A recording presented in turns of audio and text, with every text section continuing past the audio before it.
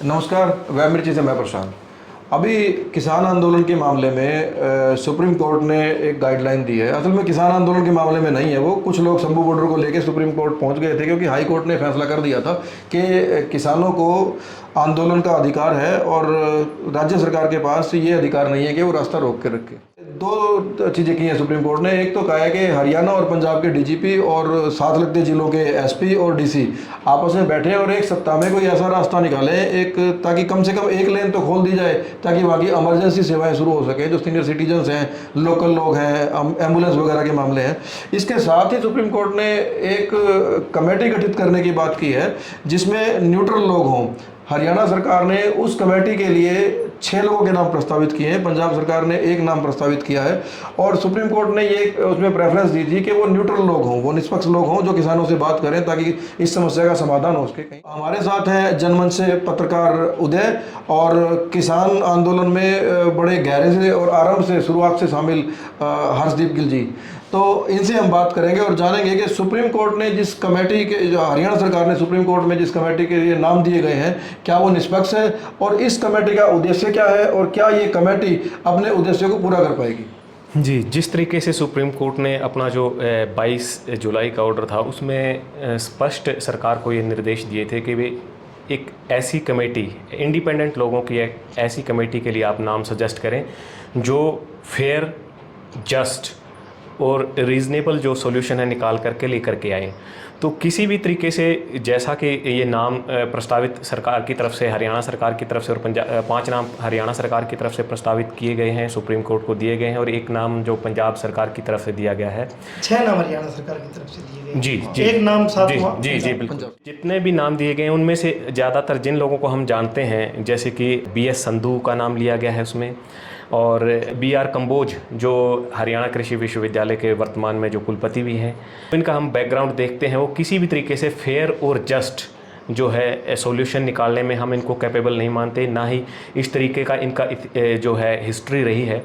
जो BR कंबोज है ये सीधे और साफ तौर पे पूरा हिसार और आसपास का इलाका, पूरे हरियाणा के लोग जो जिन्होंने उनको कामकाज को नज़दीक से देखा है वो सभी जानते हैं कि ये पूरी तरह से RSS से जुड़े हुए एक व्यक्ति हैं और पिछले 2 साल से ऊपर का समय इनको हो गया जो हरियाणा कृषि विश्वविद्यालय के कुलपति का काम ये देख रहे हैं। और पिछले 2 साल के अंदर हरियाणा में जो ये कॉटन बेल्ट जो हमारी है, मुख्य तौर पर एक कॉटन बेल्ट के तौर पर जो पश्चिमी हरियाणा, हिसार, सिरसा, फतेहाबाद, भिवानी, जींद आसपास का जो एरिया लगता है, कॉटन बेल्ट के तौर पर मशहूर है।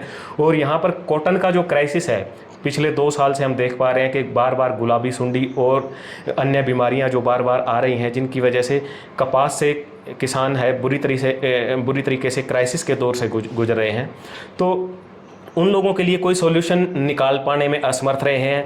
पूरा उनका जो ध्यान है वो संघीय गतिविधियों को क्रियान्वित करने के लिए विश्वविद्यालय के कैंपस पर रहा है। यह बिल्कुल रिसर्च ठप पड़ी है। विश्वविद्यालय किसी भी नई किस्मों को इस चैलेंज के दौर में नए किसानों को दे पाने में सक्षम नहीं रहा है और बार बार विश्वविद्यालय के कुलपति पर भ्रष्टाचार, भाई भतीजावाद के आरोप लगते रहे। उन्होंने अपनी पत्नी को भी जो एजुकेशन डिपार्टमेंट से डेप्यूट करके विश्वविद्यालय में एक बढ़िया पोस्ट पे उनको बैठाने का काम किया है। और जो जितने भी तमाम जो फ़र्ज बनते हैं विश्वविद्यालय के कुलपति के, उन्होंने अपने फ़र्ज को पूरा नहीं किया। बार बार किसान संगठनों ने विश्वविद्यालय के कुलपति से मिलने की कोशिश की कि भाई जो किसान है आज क्राइसिस के दौर से गुजर रहा है, उससे बातचीत करके, हम लोगों से बातचीत करके कोई सोल्यूशन जो है किसान को संकट से निकालने के लिए आपको जो प्रयास करने चाहिए उसमें हम अपने सुझाव देना चाहते थे और उनको इस बात के लिए हम पाबंद करना चाहते थे कि उनका जो फ़र्ज बनता है इस क्राइसिस के दौर में वो अपना नहीं निभा पा रहे हैं। प्रशांत से एक बार कुछ चीज़ें ले लेते हैं। प्रशांत, कि आपको क्या लगता है कि 6 लोग लिए गए हैं हरियाणा की तरफ से, क्या ये निष्पक्ष है? देखो, इसमें सुप्रीम कोर्ट की मंशा देखनी होगी आपको कि सुप्रीम कोर्ट ऐसा क्यों कर रहा है। सुप्रीम कोर्ट को ये लगता है कि किसानों का हरियाणा सरकार पर विश्वास नहीं है, इसीलिए तो निष्पक्ष कमेटी बनने की बात हुई। मैं तो ये कहूँगा कि किसानों का या आम आदमी का जो आंदोलन में सड़कों पे है उसका सुप्रीम कोर्ट पे भी विश्वास नहीं है। और सुप्रीम कोर्ट बार बार ये साबित भी करता है कि उस पर विश्वास ना किया जाए। सुप्रीम कोर्ट ने ये कहा कि आप निष्पक्ष कमेटी बनाओगे, वो एप्रिसिएशन दे देता है हरियाणा सरकार को। आप ये बताओ कि निष्पक्ष कैसे हो सकती है कि जो संधू हैं, जो डीजीपी रहे हैं, जो IAS हैं, जो वीसी हैं, वीसी सरकार का आदमी होता है, सबको पता है। दूसरी बात, ये वीसी जो कंबोज की बात कर रहे थे अभी, उन्हीं के वीसी रहते हुए वहाँ पे HAU के अंदर भगवा यात्रा निकाली जाती है। ये राम मंदिर का जिस दिन ये राम मंदिर वाले मामले में ये सब ओपन ही है चीज़ें। तो संधू ने तो खुद बीजेपी ज्वाइन की थी मनोहर लाल खट्टर के टाइम में। और ये जो रिटायर्ड जस्टिस हैं जो आपके, इनको मतलब रिटायरमेंट के अगले दिन ही किसी कमेटी का चेयरमैन बना दिया, कोई डिपार्टमेंट दे दिया गया, तो आप इनको न्यूट्रल कैसे मान सकते हो? सरकारों के नजदीक के लोग, सरकार के लोग हैं, सरकार के नज़दीकी लोग नहीं है, सरकार के लोग हैं ये। तो साफ सी बात है कि मुझे लगता है कि आंदोलनकारी यदि आंदोलन पे आए हैं तो उनका एग्जीक्यूटिव जो आपकी कार्यपालिका है उससे विश्वास हट गया है, क्योंकि अधिकारी उनकी नहीं सुनते हैं। उनका विधायिका से विश्वास उठ गया है, क्योंकि MSP की डिमांड तो आपकी पार्लियामेंट से है ना। उनका जुडिशरी से ही विश्वास उठ गया, तो वो बैठे हैं।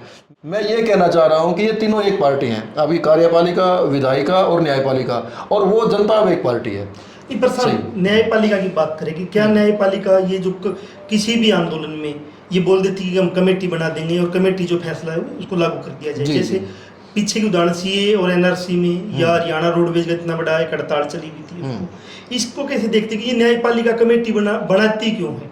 अब ये बताओ कि कोई पार्टी गई सुप्रीम कोर्ट में, एडवोकेट साहब बैठे हुए हैं, उनकी सीधी सी डिमांड थी कि रास्ता खुलवाया जाए, और सुप्रीम कोर्ट खुद बोल रहा है कि जो ये आंदोलनकारी हैं इनको आंदोलन करने का हक है, ये अपने किसी भी नागरिक को हक है, तो उनको दिल्ली जाने से क्यों रोका गया है? बिल्कुल क्लियर है, तो रास्ता खोल देना चाहिए। हरियाणा सरकार ने रास्ता बंद किया हुआ, ये भी क्लियर हो गया कि उन्होंने नहीं कर। अब वो 2 दिन बाद ही सुप्रीम कोर्ट ये बोल देता है कि ये जो नेशनल हाईवे है ये पार्किंग की जगह नहीं है, ट्रैक्टर पार्किंग की जगह नहीं है। अब ये बताओ कि सुप्रीम कोर्ट कम से कम अपना पक्ष तो क्लियर कर दे, वो ये तो बता देगा किसानों को गलत मान रहा है या वो हरियाणा सरकार को गलत मान रहा है। ये पार्किंग कैसे बोल दिया उसने? तो मुझे ये बताओ, अब से पहले ये ट्रैक्टर कहाँ थे? किसानों के खेतों में होंगे, उनके घर में हो, क्या जगह नहीं उनके पास? 8-8, 10-10 लाख के ट्रैक्टर हैं जिन पे उनकी आजीविका टिकी हुई है, वो 7 महीने से सड़क पे खड़े हुए हैं, खराब हो रहे हैं। तो ये मतलब इस तरह की बात सुप्रीम कोर्ट की मुझे अच्छी लगती है। साफ तौर से दिखता है कि सुप्रीम कोर्ट की खुद पार्टी है इसके अंदर। ऐसा नहीं लग रहा कि ये रास्ता खुलवाने के लिए कमेटी का एक कमेटी बनाई गई है? कमेटी सीधी तौर से लीपापोती वाला मामला है। सुप्रीम कोर्ट कमेटी जब बनाए जब कोई फाइंडिंग निकाल के लानी हो। क्या फाइंडिंग निकालनी है? सीधी सी बात है, वो MSP को लेकर आंदोलन करने दिल्ली जाना है, हरियाणा सरकार ने रास्ता बंद किया हुआ है। बताओ क्या फाइंडिंग है इसके अंदर? कमेटी क्या निकाल के आएगी इसके अंदर से? और ना वो कमेटी इतनी कैपेबल है कि वो MSP के ऊपर कोई फैसला भी कर पाए। नहीं, तो आप मुझे ये बताओ कि कमेटी तो सीधी सी बात है कि सुप्रीम कोर्ट टाइम निकाल रहा है लिपापोती कर रहा है। जब 13 महीने किसान आंदोलन चला था तब भी रास्ता खुलवाने के लिए कुछ कमेटियां बनाई गई थी जिसमें किसान नहीं गए। यह आंदोलन की समाप्ति के बाद MSP खरीदगार, MSP लागू, उसके लिए कुछ कमेटी बनाई थी, उसका कुछ निचोड़ निकला है नहीं निकला? वो जो कमेटी थी, जो 13 महीने का किसानों का संघर्ष चला, उसके नतीजे में सरकार ने उस कमेटी की घोषणा की थी। 9 दिसंबर 2021 को सरकार ने लिखित में वादा करके किसानों को वो आंदोलन स्थगित करवाया था, और उसके बाद एक कमेटी के गठन की घोषणा की थी जिसमें किसानों को भी उसमें शामिल करने का सरकार की तरफ से आश्वासन दिया गया था। लेकिन जो कमेटी का गठन सरकार की तरफ से किया गया उसमें महज जो है किसान सरकार के अधिकारी, मुख्य तौर पर अधिकारी और किसान नेता के नाम पर ऐसे लोगों को शामिल किया गया। गुणी प्रकाश, जिसका आप सभी जानते हैं क्या इतिहास उनका रहा है। गुणी प्रकाश वो व्यक्ति है जो उस आंदोलन के खिलाफ था, आंदोलन को बंद करवाने के लिए हर तरह से सरकार का सहयोग करने का उसने आश्वासन दिया, बल्कि उसने जी उस आंदोलन के परिणाम स्वरूप बनी उस कमेटी का वो हिस्सा है जो सरकार का समर्थन में था, आंदोलन के खिलाफत में था, और आंदोलन को समाप्त करने के लिए रोजाना नए नए प्रस्ताव लेकर के सरकार के साथ आता था कि किस तरीके से इस आंदोलन को समाप्त करवाया जा सकता है। और आंदोलन के बाद, समाप्ति के बाद जी अब तक कमेटी की मीटिंगें भी हुई है, दर्जन मीटिंग होगी, उसका कोई परिणाम निकला है? अभी तक कोई परिणाम नहीं है, बल्कि पीछे जून के महीने में उस कमेटी की रिपोर्ट आने की संभावना थी, लेकिन अभी तक उस कमेटी का क्या कंक्लूजन रही है, क्या उसका निचोड़ रहा है, क्या उनका रिजल्ट रहा है, वो अभी तक ओपन नहीं किया सरकार ने। और उस कमेटी की ऐसी कोई फाइंडिंग्स बाहर नहीं आई। 2.5 साल से ज़्यादा का समय हो चुका है उस कमेटी के गठन को, अभी तक वो कमेटी और सरकार अपना वादा पूरा करने की तरफ एक कदम भी आगे नहीं बढ़ा पाए हैं। एक देवेंद्र शर्मा है जिसको कृषि विशेषज्ञ माना गया है। देवेंद्र शर्मा भी कहीं ना कहीं उसका पूरा देखेंगे तो बीजेपी के कार्यक्रम में, चौधरी वीरेंद्र सिंह जब बीजेपी में थे उसके कार्यक्रम में वो वक्ता के तौर पे जाते रहे हैं। तो पूरा कोई निष्पक्ष उनको मान ले, तो ये लग नहीं रहा। तो प्रशांत और क्या लगता है? सवाल इससे भी ज़्यादा गहरा है। मैं ये जानना चाहूँगा इसमें मोटे तौर पे कि जब आप 6 या 7 लोगों को सेलेक्ट करते हो, उनका ये आंदोलन आज का नहीं है, एमएसपी का तो 2-3 साल तो चलते हो गए हैं, उनका एमएसपी के मामले में क्या व्यू रहा है? इनमें से 6 या 7 आदमियों में से एक का भी व्यू बता दो। देवेंद्र शर्मा राइटर है, एग्रीकल्चर एक्सपर्ट बताते हैं उसको अपने आप में, वो उनका क्या व्यू रहा है? मैं क्लियर कट बता रहा हूँ आपको कि देवेंद्र शर्मा भी एमएसपी के मामले में कहते क्या है कि किसानों को ना 500 रुपये इनकी पेंशन बांध दो। 2016 मतलब ठीक है, बहुत अच्छी बातें लिखते हैं सारी बातें, लेकिन एमएसपी के मामले में उनका क्या व्यू है? अब यदि आप उस तरह से दूसरी तरह देखें तो आप मुझे एक बात बताओ हर्षदीप जी, कि जिन किसानों पे पुलिस ने गोलियां चलाई, जिन्होंने मर्डर किए, उनको तो आप राष्ट्रपति अवार्ड के लिए भेज रहे हो, मेडल के लिए, तो क्या डीजीपी उसी श्रेणी में से नहीं आते हैं? जी बिल्कुल, सरकार का जो ये कदम है, उन्हीं अधिकारियों के खिलाफ हम लोग पिछले दिनों प्रदर्शन करते रहे हैं, आंदोलन करते रहे हैं कि जिन अधिकारियों ने हमारे ऊपर गोलियां चलाई हैं और जिस तरीके से इस आंदोलन को कुचलने का काम किया है, किसानों की मांग को कुचलने का काम किया है, जो पूरे भारत की एमएसपी की मांग है, उन किसानों की आवाज़ को दबाने का इन अधिकारियों ने काम किया है। और उन्हीं पुलिस डिपार्टमेंट से हरियाणा सरकार ने अपने प्रस्तावित जो अधिकारी हैं, जो एमएसपी की मांग को सुलझाने के लिए जो काम करेंगे, उन लोगों के नाम प्रस्तावित किए गए। ये किसी तरीके से भी स्वतंत्र और निष्पक्ष कदम सरकार का नहीं माना जा सकता। तो बाकी क्या लगता है सर, इसमें कमेटी का काम क्या रहेगा? लगा ली कमेटी बन भी जाती है, क्योंकि आप तो किसान आंदोलन को वहाँ से लीड कर रहे हो ना, लगा ली ये बात करने आती है, मान लो आपसे बात करने आती है कमेटी, तो आपका क्या रहेगा? या ये जो सुप्रीम कोर्ट में कहा गया कि निष्पक्ष है, क्या आप इसके ऊपर कोई आंदोलन करोगे कि निष्पक्ष नहीं है? अभी तो जिस तरीके से 12 तारीख को जो सुप्रीम कोर्ट में सुनवाई थी, उस सुनवाई के दौरान सरकार की तरफ से नाम दिए गए और सुप्रीम कोर्ट ने कमेटी को कॉन्स्टिट्यूट अभी नहीं किया है। आगे जो 22 तारीख है, उस डेट पे सुप्रीम कोर्ट ने ये बोला है कि उस तारीख पे हम कमेटी को कॉन्स्टिट्यूट करेंगे। इन नामों को, सुझाए गए नामों को लेकर के, या और जिस भी तरीके से वो कमेटी को कॉन्स्टिट्यूट करेंगे और उनकी क्या टर्म्स एंड कंडीशंस रहेंगी, क्या इश्यूज़ हैं जिनको वो डिसाइड करेगी ये कमेटी, वो 22 तारीख के अपने ऑर्डर में सुप्रीम कोर्ट अपना डायरेक्शन देगी। लेकिन जहाँ तक हम उम्मीद करते हैं कि जिन लोगों को लेकर के ये कमेटी गठित की गई है, हम पूरी तरह से सेटिस्फाई नहीं हैं कि ये लोग किसानों के साथ न्याय कर पाने का काम करेंगे। किसानों को जो एमएसपी की मांग है, पूरे देश के किसान की C2+50% फार्मूले के तहत उनकी लंबे समय से और एकमात्र सबसे बड़ी मांग है जो आज के दिन, उसको पूरा करने के लिए अपना कोई सहयोग दे पाएंगे। जो सरकार पे किसानों का विश्वास अगर नहीं है, तो इसी तरीके से सरकार द्वारा सुझाए गए नामों पर भी हमारा कोई विश्वास नहीं है। हम नहीं समझते कि ये किसानों के साथ कोई न्याय कर पाएंगे। प्रशांत, अगर मान लो कमेटी बनानी भी चाहिए थी जी, तो जैसे इन्होंने एक स्पष्ट बात की है कि जिन किसानों का सरकार पे ही भरोसा नहीं है, ये सुप्रीम कोर्ट ने बोला है, तो उनको जो सरकार ने नाम दिया उस पर कैसे भरोसा होगा? तो चुनाव अगर करना भी पड़े ऐसी कमेटी का, तो कैसे करना चाहिए? खुद देखो, इसका सीधी सी बात है कि इस पूरे मामले में किसान कहीं कोई पार्टी नहीं है, ना वो सुप्रीम कोर्ट में गए हैं, रिट सुप्रीम कोर्ट में किसानों की नहीं है, वहाँ के निवासियों की है, वहाँ के लोकल लोगों की। ऐसा ही है ना सर? जी बिल्कुल, ठीक है। तो अब आपका झगड़ा तो उन लोगों का है सरकार के साथ कि आपने रास्ता बंद किया हुआ है, ये भेज रहे हैं उनके पास के जैसे रास्ता उन्होंने बंद किया हुआ है। सुप्रीम कोर्ट गुमराह कर रहा है, और ऐसे मामले में यदि आपको कमेटी बनानी भी है, जो आपका मूल सवाल है, तो आप उन किसानों के बीच के लोग लो ना, कि वो क्या चाहते हैं। किसानों की समस्याओं पे बात करने के लिए कोई एक कमेटी बनाई जाती है, जिसको सुप्रीम कोर्ट अपने दिशा निर्देश में देखे, तो सरकार नाम दे या कि सुप्रीम कोर्ट ओपन लोगों को, अपने विवेक पे सुप्रीम कोर्ट इनवाइट करे? फिर आप सरकार से कैसे उम्मीद कर सकते हो कि सरकार से नाम मांग रहे हो और सरकार फिर आप उनका अप्रिशिएट भी करते हो कि आपने न्यूट्रल नाम दिए हैं, जबकि साफ तौर से पार्टी के लोग हैं जिन्होंने बीजेपी ज्वाइन कर रखी है, जिसको आपने वीसी लगा रखा है, या जिसको आप कोई पद दे देते हो, तो इसमें तो सुप्रीम कोर्ट खुद इनवाइट करे। लेकिन मैं फिर भी ये आपको कहना चाह रहा हूँ कि सुप्रीम कोर्ट इस मामले में यदि खुद भी इनवाइट करता है तो लीपापोती ही करता है इस मामले के अंदर। अभी कोई किसान आंदोलन से जब कमेटी मिलने जाएगी, आप इससे बातचीत करोगे या विरोध में कहोगे कि ये तो सरकार के लोग हैं? क्या आपका जिस तरीके का इनका रवैया है, जो कमेटी के प्रस्तावित जो सदस्य हैं, इनका जो पृष्ठभूमि रही है, उसको देखते हुए मुझे नहीं लगता कि ये लोग हमें न्याय दिला पाएंगे।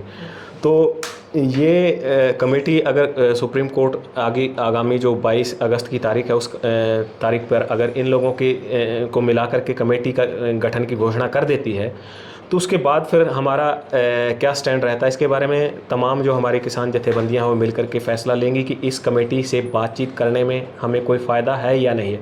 क्योंकि मुझे नहीं लगता कि जिस तरीके से सरकार ने पूरे पहले जो फरवरी के दौरान हमारे साथ बातचीत करके वार्ता को बीच में बंद कर दिया और अपना इलेक्शन गुजरने के बाद सरकार किसानों की तरफ देख भी नहीं रही है, तो मुझे नहीं लगता कि हम सहज तरीके से उनसे बात कर पाएंगे और हमें कोई सोल्यूशन दे पाएंगे। मेरी जो निजी राय है कि हमें इस कमेटी से बात नहीं करनी चाहिए। बाकी जो हमारा तमाम जो संयुक्त किसान मोर्चा गैर राजनीतिक और किसान मजदूर मोर्चा जो आंदोलन कर रहा है वो अपनी मीटिंग करके और इसमें फैसला लेंगे कि इस कमेटी से कोई बातचीत करनी है अथवा नहीं। इसमें एक और है उदय मेरा मामला कि मुझे लगता है कि यदि हरियाणा सरकार एग्जीक्यूट भी करे सिंगल लाइन खोलने के लिए, जो बात हुई है कि आप वहाँ के सीनियर सिटीजन्स के लिए, इमरजेंसी के लिए, एम्बुलेंस के लिए खोल दीजिए, तो क्या वहाँ से किसान नहीं निकल आएंगे? उन किसानों ने बोला हाँ, कि हम दिल्ली जाएंगे, ये तो क्लियर है ना जी। किसान तो अब वो यदि वहाँ पे कोई चेक लगाते हैं कि वो देखे किसान जा रहा है कि नहीं जा रहा है, तो मुझे लग रहा है कि ये फिजिबल ही नहीं है जो सुप्रीम कोर्ट ने कहा है कि यदि वो खोलते हैं तो फिर किसान चले जाएंगे, तो फिर तो सारा ही खोल देंगे वो उस चीज़ को। बिल्कुल ठीक है ना। तो इसका मतलब ये जो आप बोल रहे हो होना यही है कि वो खोलेंगे नहीं, कोई ना कोई तो इसमें गोलमोल करके उसको स्टेटस को ऐसे ही बल्कि रखेंगे। आंशिक तरीके से खोलने के बाद तो इस किसानों को और बदनाम करने का मौका मिलेगा सरकार को, क्योंकि बार बार रोक दिया जाएगा उसको कि किसान आगे बढ़ने की कोशिश कर रहे थे इसलिए हमने इस रास्ते को बंद कर दिया। और आम आदमी भी जो उससे प्रभावित रहेगा वो भी यही सोचेगा कि किसानों की वजह से फिर से रास्ता बंद कर दिया। अगर कुछ समय के लिए सरकार ये रास्ता खोल भी देती है तो फिर किसानों के ऊपर ही दोषारोपण किया जाएगा। ये तो फिर नई तरह की स्थिति आ गई है कि सुप्रीम कोर्ट जो जिस चीज़ के लिए प्रपोज कर रहा है वो सुलझाने की बजाय और उलझाया जा रहा है। उलझाया जा रहा है। ठीक है।